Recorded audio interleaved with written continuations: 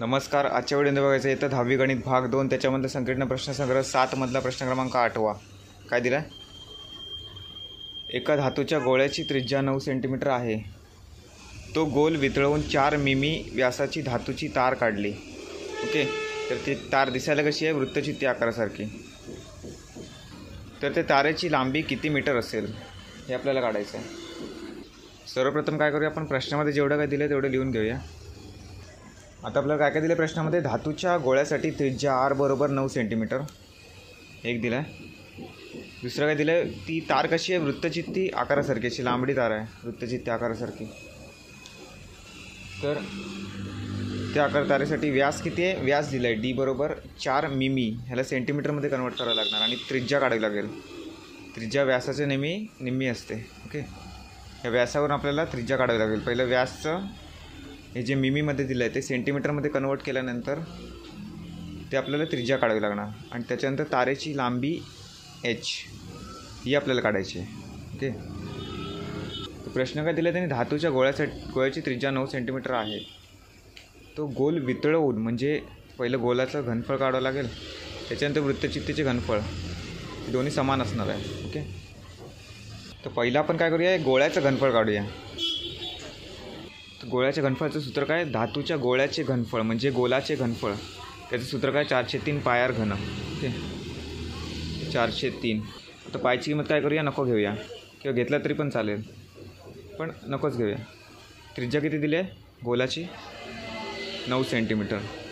9चा घन. आता 9चा पण घन करायचा नाही आपल्याला, 3 वेळा 9 लिहूया. आणि इकडे आपल्याला भाग घालवायचा आहे म्हणून 3 किती? 3 त्रिक 9. 4 गुणिले 9 9 81 गुणिले 3. ओके, 4 त्रिक 12. 81 गुणिले 12. यांचा जो गुणाकार येणार आहे तो काय असणार आहे? गोलाचे घनफळ. ओके, पायला आपण इकडे लिहिलंच नाही. त्यांचा गुणाकार किती येतो? 972 पाय सेंटीमीटर क्यूब किंवा घन सेंटीमीटर. ओके, आता आपल्याला काय काढायचं आहे? वृत्तचित्ती आकाराच्या तारेचे घनफळ. वृत्तचित्ती आकाराच्या तारेचे घनफळ म्हणजेच काय? वृत्तचित्तीचे घनफळ. त्याचं सूत्र काय? पाय r वर्ग h. आता इथे त्रिज्या काढावी लागणार आपल्याला, पण आपल्याला व्यास दिला आहे तो पण मिमीमध्ये दिला आहे. तो पहिल्या आधी कन्वर्ट करूया सेंटीमीटरमध्ये. आता तारेचा व्यास किती दिला आहे? d बरोबर 4 मिमी. सेंटीमीटरमध्ये कन्वर्ट करायचं आहे. आता 10 मिमी म्हणजे किती असते? 1 सेंटीमीटर. 1 मिमी म्हणजे किती असणार आहे? 0.1 सेंटीमीटर. ओके, हे तुम्हाला मी असंच तुम्हाला समजावं म्हणून लिहून दिलं आहे. आता 4 मिमी म्हणजे 0.4 सेंटीमीटर. ओके, म्हणून 0.4 सेंटीमीटर. ओके, हे काय झालं? व्यास झाला. तर व्यासच्या निम्मी त्रिज्या असते, म्हणजे भागिले 2 करायचं आपल्याला. म्हणून ही त्रिज्या बरोबर व्यास भागिले 2. हा व्यास किती? 0.4. हे डायरेक्ट लिहिलं आहे, भागिले 2 म्हणजे काय? तर 0.2 सेंटीमीटर.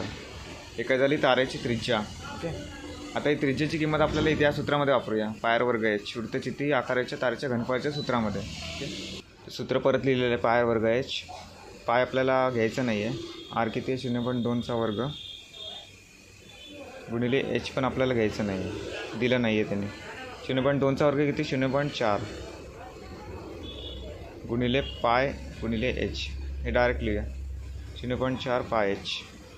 घनफळ असल्यामुळे सेंटीमीटर क्यूब लिहिलं आहे. ओके, आता त्यांनी प्रश्नामध्ये काय दिलं होतं? धातूच्या गोळ्याची त्रिज्या 9 सेंटीमीटर आहे. तो गोल वितळवून 4 मिमी व्यासाची धातूची तार काढली.